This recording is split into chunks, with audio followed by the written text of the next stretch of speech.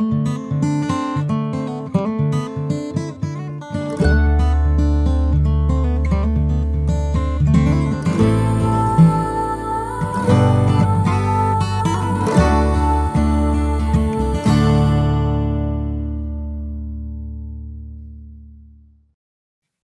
let's get started. Our first artist is Tom Tartolino, who is represented by R.H. Ballard Gallery in Washington, Virginia, which was founded in 1997 by Robert H. Ballard, an established artist and curator who has been in the gallery and museum business for over 40 years. The gallery has a changing exhibition program where work by gallery artists rotates through the year, including a select number of one-person and group exhibitions. Painting, sculpture, and original prints are featured in the gallery lineup. Tom Tartolino was born in Heidelberg, Germany. He grew up in suburban Maryland, married, and moved to Palmyra, Virginia in 1979. He bought a house in the country to raise vegetables and children before attending Virginia Commonwealth University, receiving a BFA in 1994, and he's worked as an artist ever since. Although an art school graduate, Tom says his training and experience come from a lifetime love of painting. Art school gave him helpful hints, but he says his inspiration for a work of art usually happens while observing a scene many times. The scene will draw him in, and he will try to capture a psychological truth about his subject, which is also seen in plein air impressionism. But he will be looking for subtleties that an impressionistic handling might miss. Through close observation, Tom concentrates on details that make his work realistic and truthful. When complete, his work will be about something beyond the scene, a depiction of a physical person or a place. It will carry a mood we might all identify with. So Tom, hey John, unmute John, yourself. I'm here now. Let's get started. Okay. Great. So how do you decide what to paint, and how do you begin the painting? Well, I pretty much decide what I paint by seeing it in person, and so I will see a scene a couple times, and then sort of the wheels will start turning in my head, and then I'll start preparing a board or preparing a canvas. I think that's about the way I go about it. Usually it's inspired. It's usually something like, if I'm on a river or in a mountain or something like that, I'll see something that sparks it. And from that, I start working it out. Mm-hmm. And do you work on location or just in the studio? I work on location as much as possible. I think maybe I do 80 or 90% on location and then bring it into the studio to finish it up. I don't, consider myself a plein airist. I do take grasses and leaves and things like that, anything that'll help enhance the foreground or something that I need to check out. I'll visit a painting maybe, or visit a location maybe 4 or 5 times. Big mountain paintings and big river paintings, I might, spend 30 or 40 hours on. Mm-hmm. And where do you find your subjects? Are some of them local? I see one is Pea Island, which is on the Outer Banks in North Carolina. But this mountain scene, for example, where is that? I'm sorry, but I don't have a picture in front of me. Can you say what mountain scene that is? Oh, sure. Triumph of the Mountain, I think it's called. Oh, yeah. Okay. Well, remember that was, yeah, I sure do. So I grew up in suburban Washington, and or suburban Maryland, and I'd go to the mountains with my friends, and that's Old Rag Mountain. So I'd go there and hike and camp and backpack and so on like that, and so it's a beautiful mountain, and it's a beautiful mountain from nearly every location. That location was on Skyline Drive. It wasn't Old Rag Mountain Overlook, but it was somewhere close by, and I went up in search of it, so that I could see it from that view, and then I set up and painted. So it's a fair size painting. I painted it on a panel that I made up, and I canvassed the panel. Are most of yours oil on canvas, on panel? Most of your paintings? Yes. I have been a watercolorist in my life, but I'm now loving oils more than anything, and so I'll go to wherever it is, and it takes a little engineering to set it up too. Early on, I didn't have a canvas panel, but I had just plain canvas.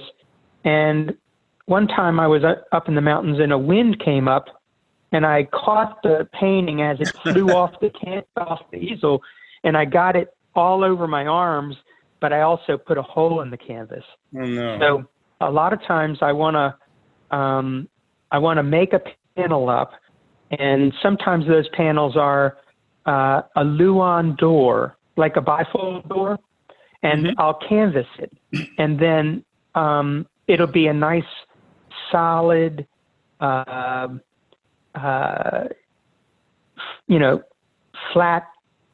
always level, always straight, always square board that it has been canvassed just like it was a stretcher frame.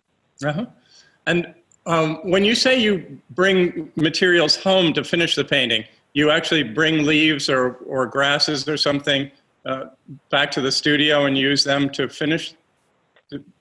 Yeah, I often do that when, when it's a like if the mountain painting and it has a foreground, and I don't know how I'm going to complete the foreground, and I want it to be as realistic as possible, so I'll need to study the, blades of grass, or, if it was a Queen Anne's lace, or if it was a thistle or something like that. I'll work it out in the studio and have most of the painting done by then, and then I'm just working on the foreground. So I noticed some of your paintings are round. Those are on a round panel that you covered with canvas? Yes. I've kind of learned to do that. I had an idea for it years ago, and I made this round painting that was a tree in winter, and it was very successful, and it got a lot of looks. And so, a tree is almost round anyway, and so I always try to make the scene fit the canvas, and this did it very well. Great. And what is it you hope the viewer will take away from seeing your work, or what relationship do you strive for between you and the viewer? Okay. Well, I kind of hope that the viewer will also see the way I see it, and see the truth in it, whatever that truth is. And so I feel like I have, I've said this before in some other format, that I strive for a kind of a psychological truth, and that's what I experience. And so I'm hoping that the viewer will also get an experience like that when they see what I've done. Mm-hmm. Wonderful. Well, Tom, thank you so much for being with us and sharing some insights into your work. Next up is... Thank you. Yes, you bet. We'll look forward to seeing more Bye-bye. of your work. All right. Bye. Next up is Noel Putnam. Noel Putnam and his sister Toni are the fourth generation on their mother's side of the family to take up working in metal in some form.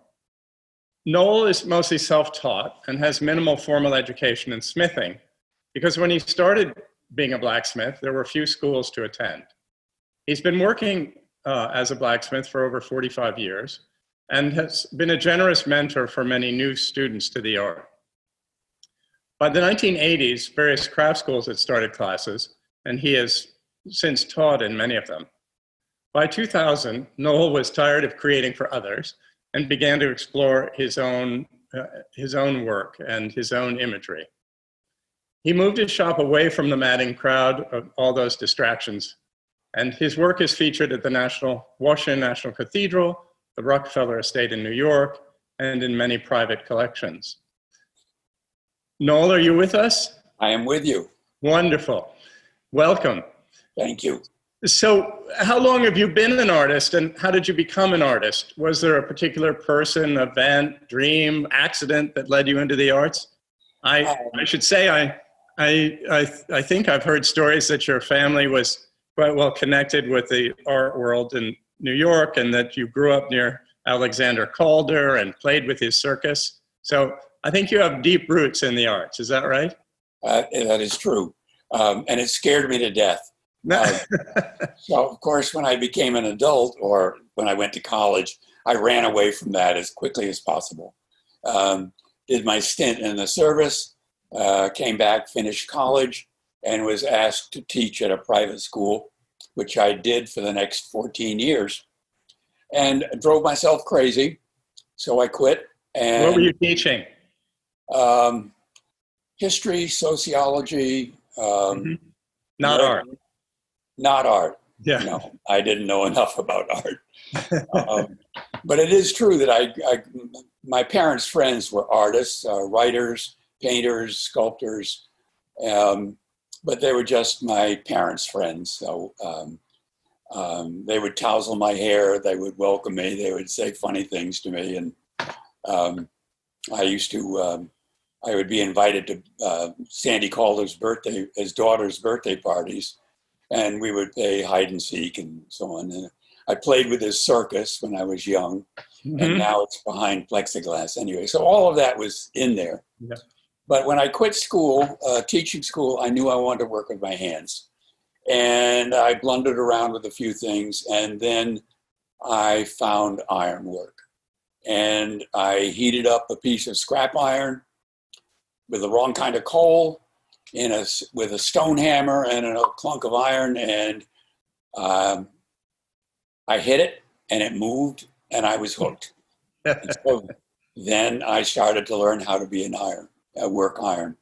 But so I was a craftsman first, and then I did larger things, and then I did architectural work, gates and railings. And finally, in about 2020, I branched off and started to do sculptural work that I had thought about and designed and drawn out and then created. And that's what I've been doing now for 20 odd years. Mm-hmm. And when you say, what was the work you did before you got in, before 2000? You said it was gates and doors and things like that? Yeah, I used to call it as house jewelry, like the candlestick there. Door knockers, hardware, fireplace equipment. And then as I got handy with a hammer, then I knew I wanted to do big work. And so I did architectural work, gates, railings, balustrades, which finally landed me with the National Cathedral in the 80s. And I ended up doing 3 gates for them and all the accoutrements for the columbarium, which I'm still working on. Uh-huh. And Oh, that project is still going on? yes, Uh-huh. yeah. Yeah, you did gates to chapels and things like that.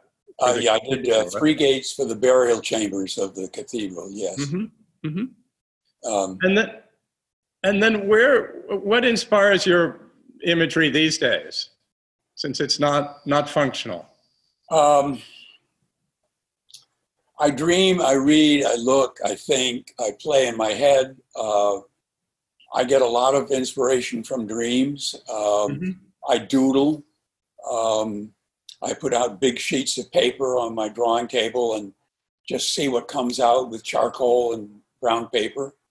Um, um, if somebody will say, "What about this?" and I start drawing and see what comes up. Mm-hmm. And I should explain to everyone that what we're looking at are photographs of sculptures here. Yes. And their size has been adjusted for visibility purposes. Some are quite small, some are quite large. And some of these are studies for larger pieces, aren't they, Noel? Yes, larger pieces at least. Well, the particular one here, 5 easy pieces, the black and white, that's probably 8 or 9 inches square, but I would love to see it 8 or 9 feet. Mm-hmm. So I have just started teaming up with a fabrication place because obviously I can't handle that iron. The next one here on the left, it's called the Wave, and that is now at a fabricator's. I take in a maquette and I take in the template, and they're going to roll it for me because it's going to be 8 feet tall and probably 10 feet wide. Mm-hmm. And then Wow. I will finish it off in the forge. So that's a new dimension for me. Uh-huh. And what do you find most satisfying as an artist? And what are the biggest challenges for you? The biggest challenge is to make the iron do what I see it in my mind's eye. Mm-hmm. It's not, it is the most basic element on a planet. Even more comes from the stars, but it is also one of the hardest to work. So I work at temperatures between 1200 degrees and 2200 degrees in order to get the iron malleable. And sometimes it's quite cozy. Yeah, especially on a hot Virginia day, right? Yes, indeed. And do you have any dry spells when the art isn't flowing? And how do you get out of those situations? Do I have any? Well, dry spells when the Oh, work yeah, isn't yeah, flowing. yeah. I hit one this winter. And I used it being cold as an excuse not to bother with the forge. And I read books and walked my dog Jack. And then eventually something comes. Something always does come. The humans cannot stand to be bored. And so if you wait long enough, push yourself long enough, something's going to pop up. And finally, do you find working in your own studio and with your own imagery more satisfying than the architectural work you used to do? Or did that work seem more connected with society? Well, yes, certainly, because people would come to me with not a problem, but something that they wanted solved. They wanted a gate, they wanted a railing, they wanted a balustrade. And so how could I look at the place and create a piece of ironwork that would match or enhance what they had? So it was a problem. It was an interesting problem. Mm-hmm. And I always included things that were sort of new. So it had a lot of life to it. Yeah.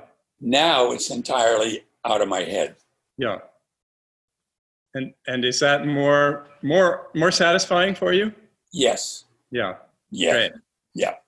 Well, we're delighted too. It's so nice of you to be with us. Great to see you, and thank you so much. Thank you. Bye. Bye. Next up is Kate Anderson. Hello, John. Hello, Kate. Thanks for being with us. Kate is a printmaker and oil painter. She has a Bachelor of Arts with a major in studio art, a printmaking concentration, from Hollins University. Anderson exhibits in several regional galleries and juried exhibitions and has won awards for her printmaking. Working in both printmaking and painting media is both challenging and inspiring to Kate. There is a cross-pollination which takes place with the constraints and freedom of working in one medium that crosses over into the other. Anderson has taught printmaking in her studio, as well as the Chestnut Creek School of the Arts in Galax, Virginia, and the Jacksonville Center for the Arts in Floyd, Virginia, where she has also served on the board of directors for many years. Kate, do you work on location or just in the studio? I do both. Mm-hmm.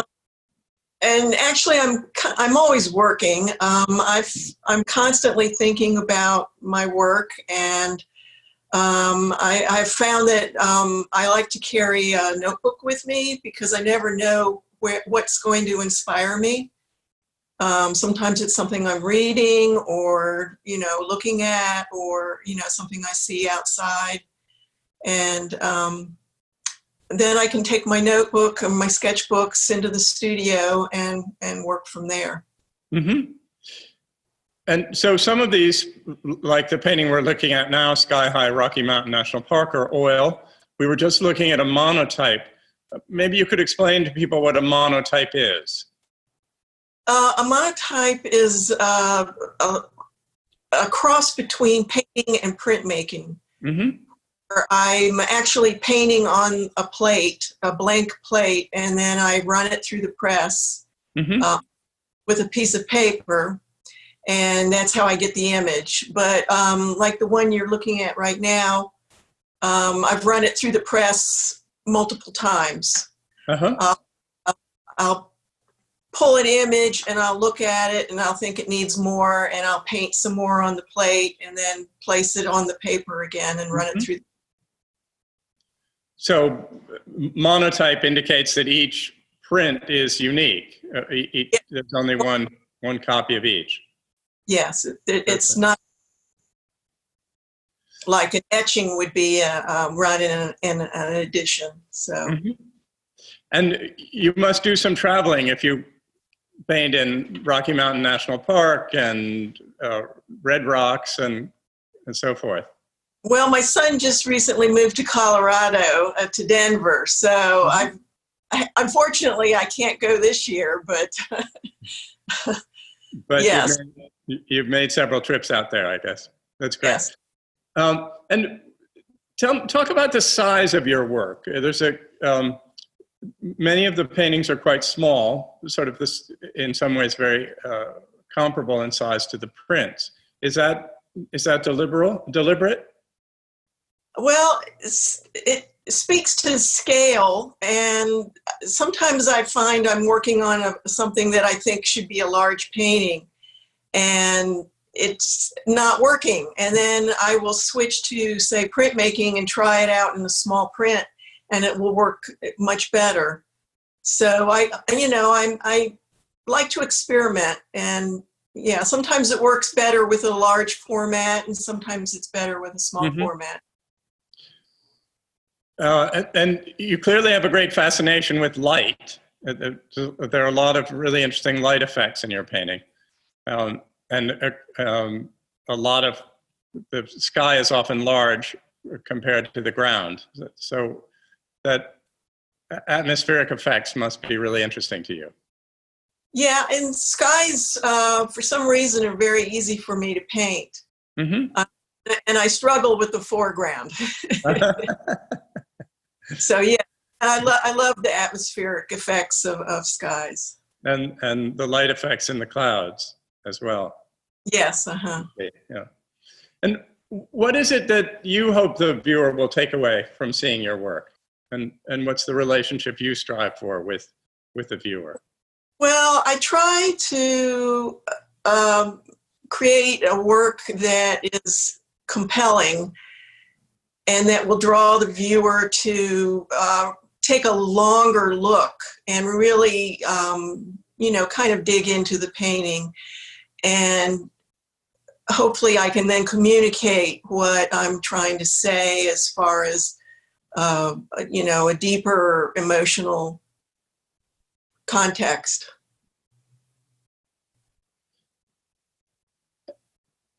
And what's your, the deeper emotional context which is evoked by the light or the scene itself, or all of the above? It's a combination of all of the elements. My work is I'm not strictly representational. I'm taking elements that I'm enhancing some elements and taking some out. My paintings are all inventions. They're not always an exact place in nature. And I use memory as an editing tool. Mm-hmm. And try to evoke your recollection of the place as much as your direct experience of the place. Yes, Yeah. yes. And what's your typical workday like? Do you paint or make prints every day? I try to, although, I have down times where it's things, the creativity isn't very flowing. And, yeah, I like going back and forth between, I have two studios. I have my printmaking studio is in Sperryville, and my painting studio is here in my home where I am now. And when I get stale, with the painting process, or kind of stuck, then I can go switch to the printmaking. And I find the printmaking very freeing, because the monotype, I can just be, right? I don't always know exactly that I then can and then she said she paid get more going again, get my creativity going. Great. Well, thank you for being with us. It's really interesting to see your work, and it's got great affinities with some of the other work that we're looking at tonight as well. Yeah. All right. Thank you. Thanks, Kate.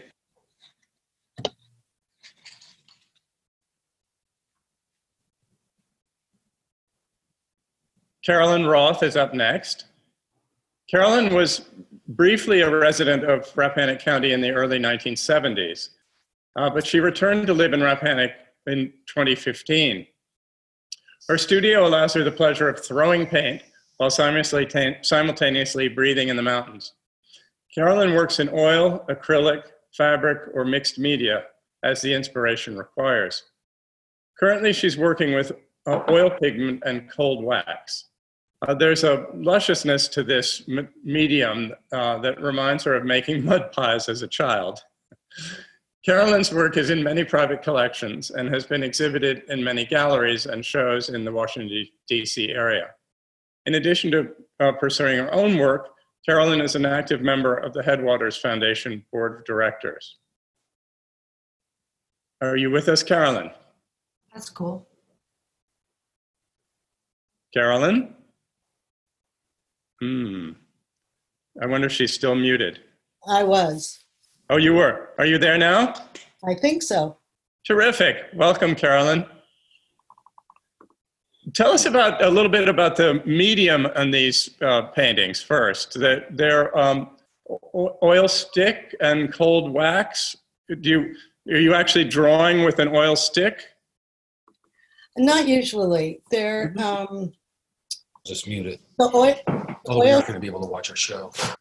I hear somebody else. Can you hear me? Oh, someone else's voice is coming across, and so everybody please hit their mute button so that we can just hear Carolyn. Thanks. Okay, so the pigment sticks are like lipstick. They're very. I have used oil based sticks before that are much more, that are harder, that you could draw with. You could draw with these, but mostly they smear. And the cold wax is has a consistency like Crisco.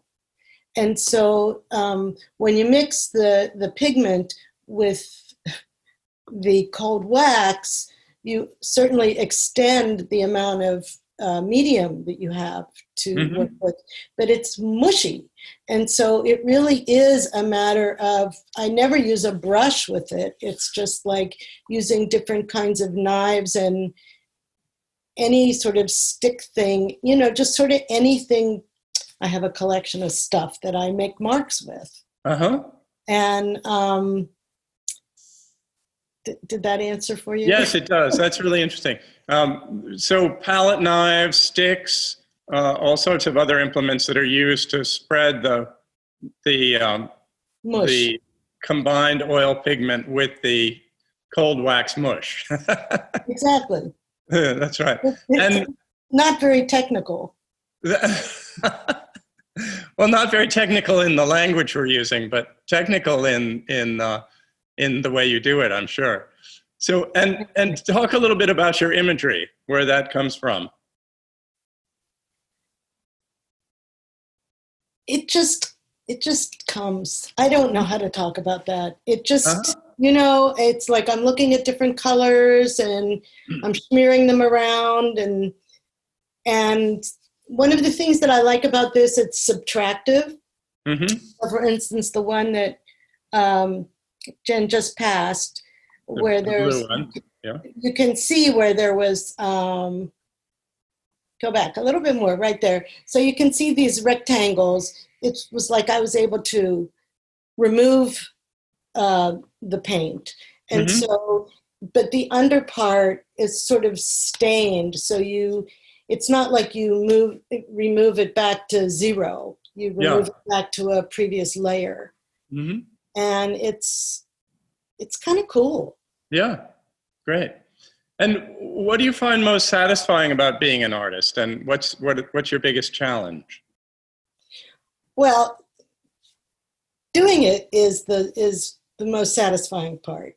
Just being in the moment and losing track of time and just doing it. And the challenge for me is when I finish like a chunk of stuff. And a good example is when we have the art tour. I have to clean up my studio and put everything away and make it look nice. And then it's very hard for me to get started again. And often I switch mediums after November and I start doing something else. So I do have sort of a big pause there. And a lot of times there's so many things I want to do, I sort of overwhelm myself and can't figure out like which thing to go to because I have so many things calling to me. I mean, I'm sorry, go. Oh, no, that's okay. I didn't mean to interrupt. No, I was just going to say, like, I've been working with fabric now. And I don't know if you can see behind me is a piece of that I did a while ago.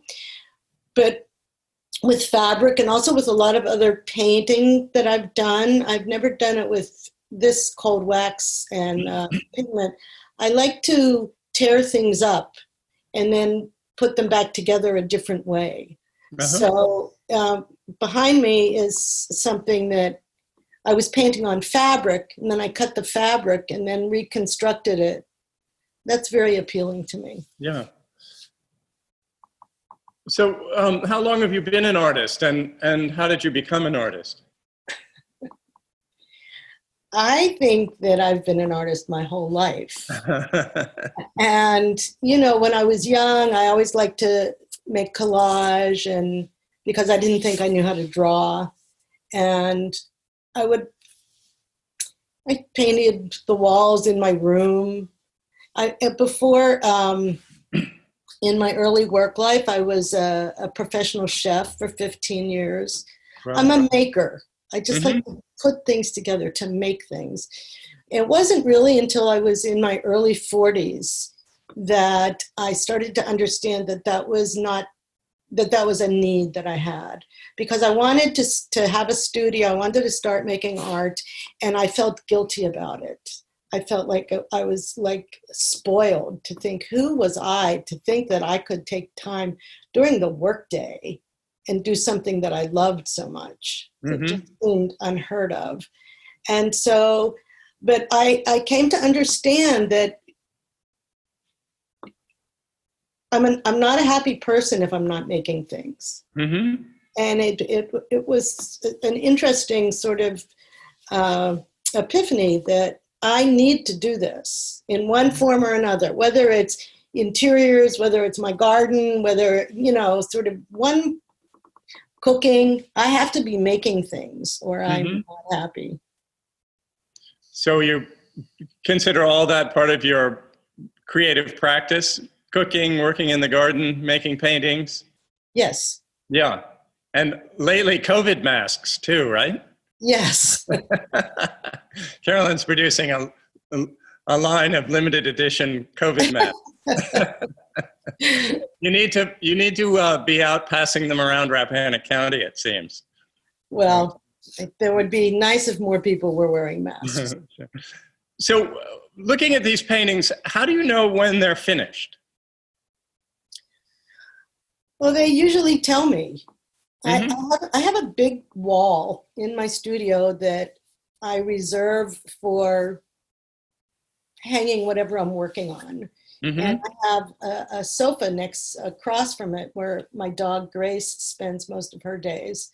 And so I sit next to Grace and I look at what's on the wall and I think about it. Well, not really think about it. I look at it.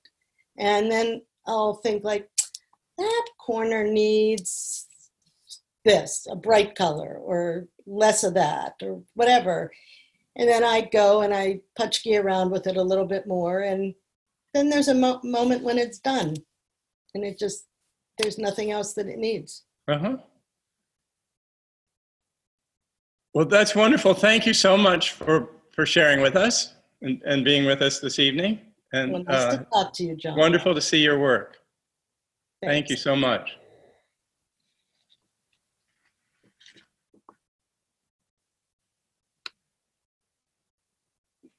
Next up is Gina Irwin, who's a jewelry maker. She grew up in neighboring Warren County and has lived in Rappahannock County for 16 years. She was an apprentice to the silversmith Steve Jacobson in Winchester, Virginia for over 8 years, where she learned the basics and was given creative license, which made for a great experience. Ridgeline Designs opened in Front Royal, Virginia in 2005 and moved to Sperryville in 2015. Gina takes great care to hand select the gemstones and beads to be used in her creations, some of which can take weeks to put together. Some of them can take weeks, months, or years to find just the right fit in a piece of her work. She also delights in repurposing vintage finds to recreate jewelry of her own. Hello, Gina. Hi, John. Of your works in this exhibition, do you have a favorite? I do. Tell us what you're trying to achieve with it and describe the techniques you use to create it. Okay.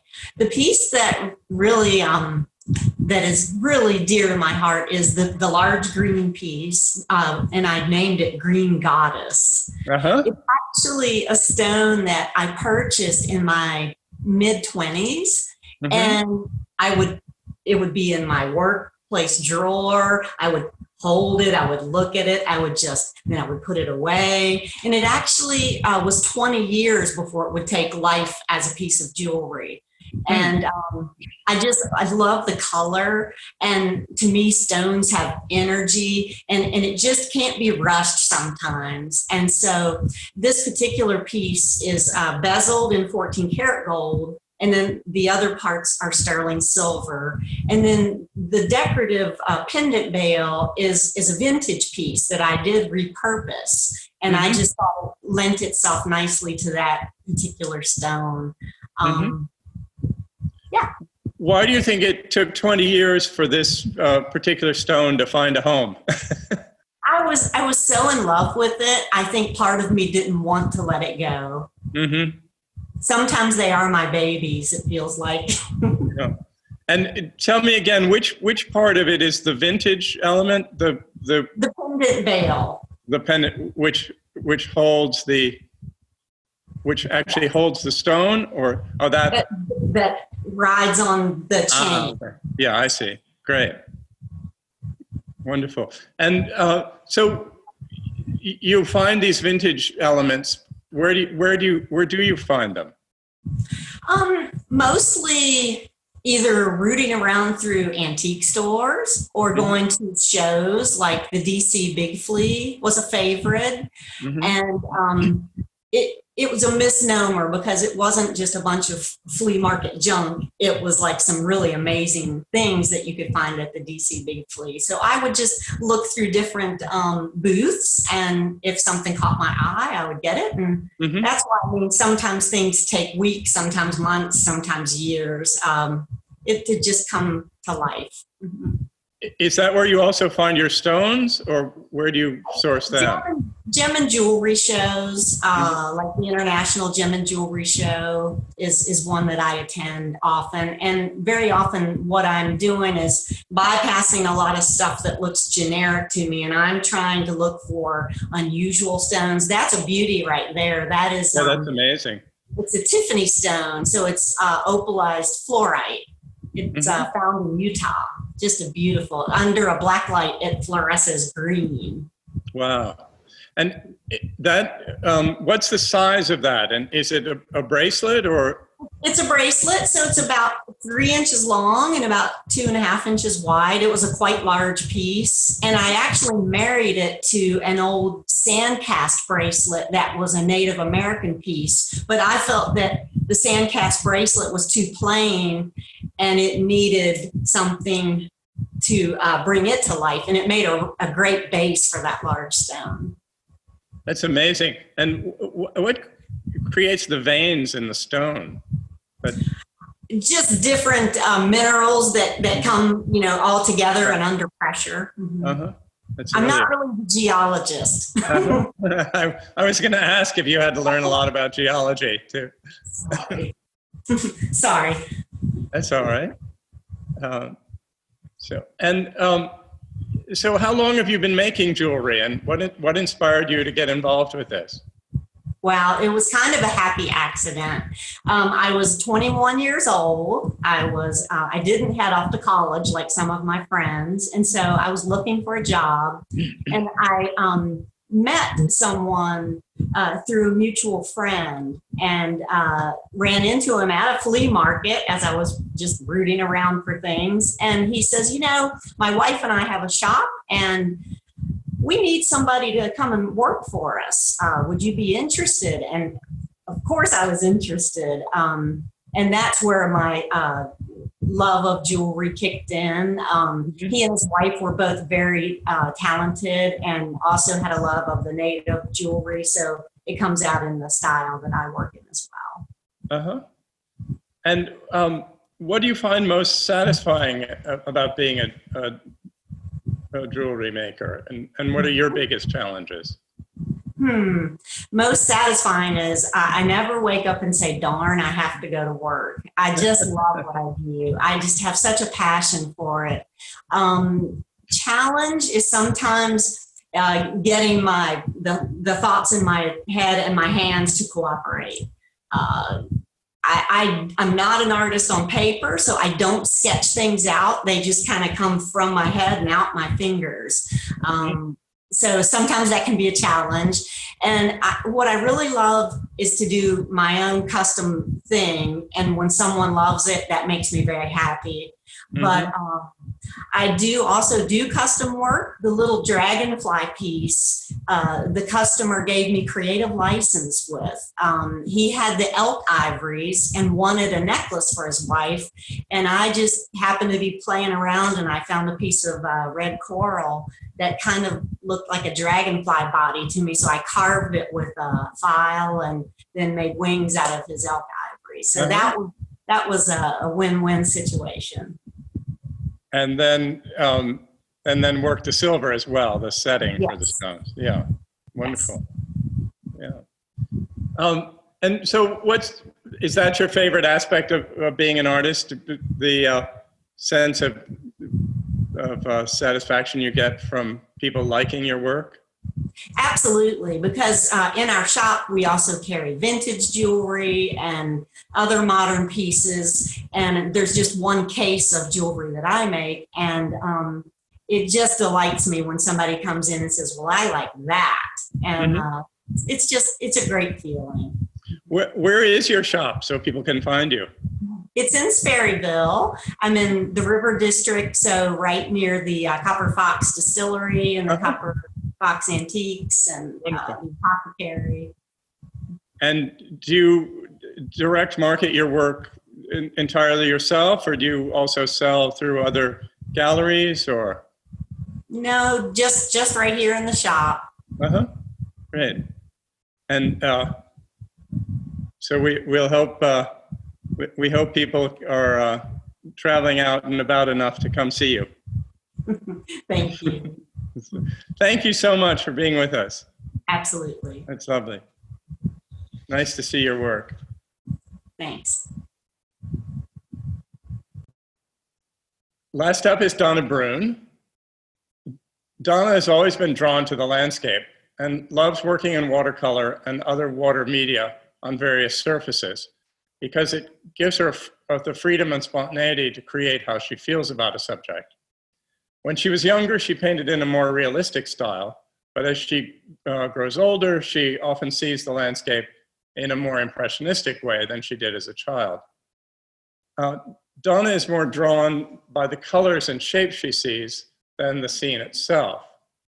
In the last few years, Donna has been doing more abstract work in acrylic and watercolor, often collaged with textured papers.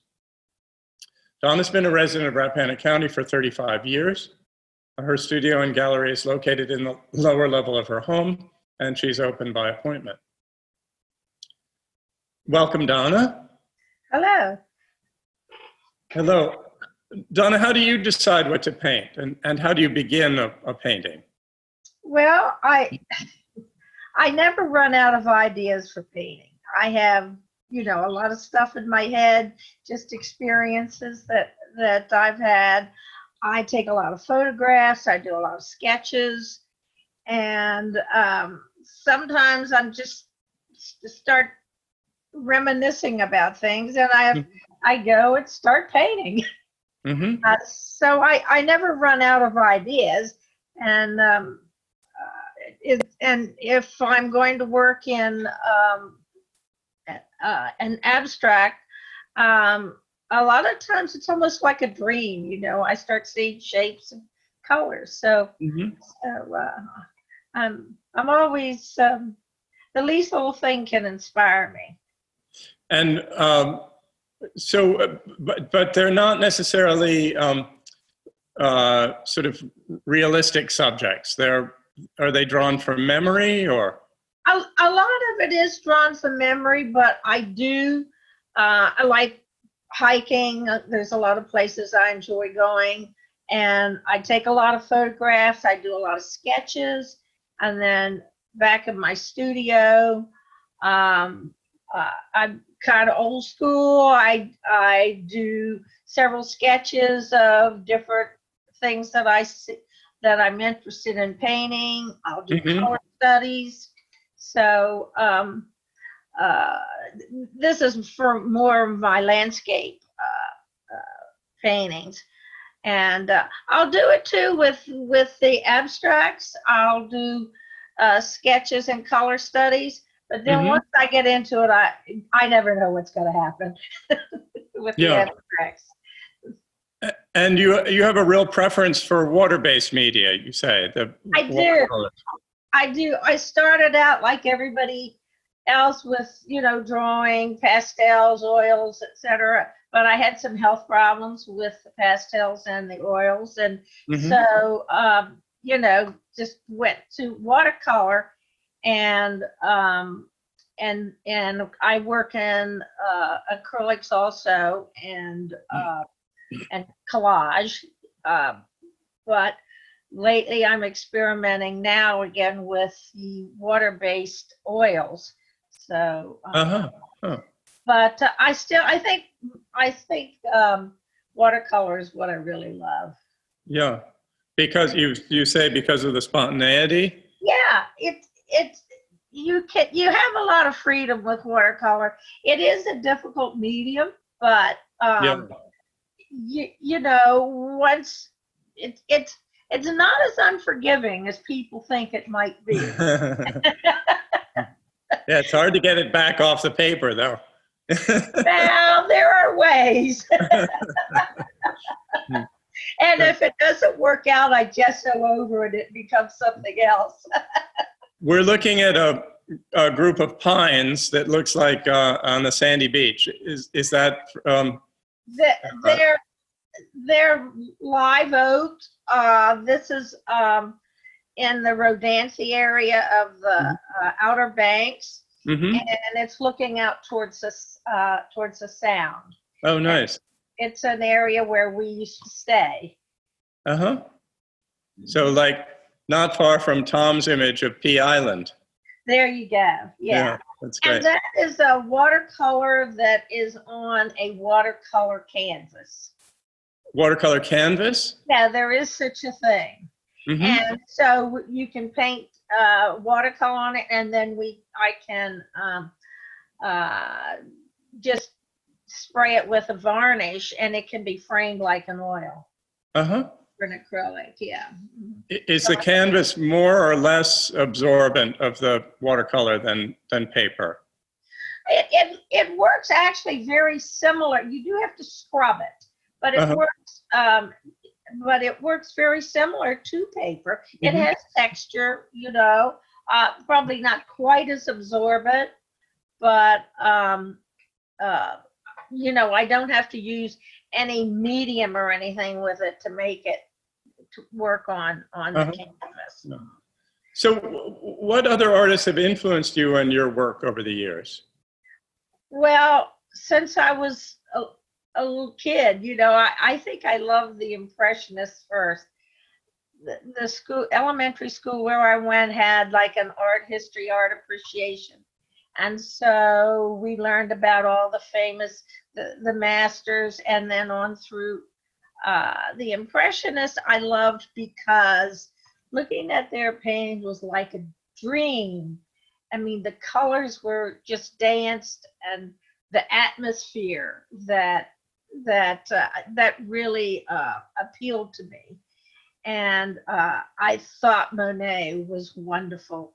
And I would take my paint box and go sit on the hill and paint the sunset every evening at different times. So yeah, I would say the Impressionists were a big influence.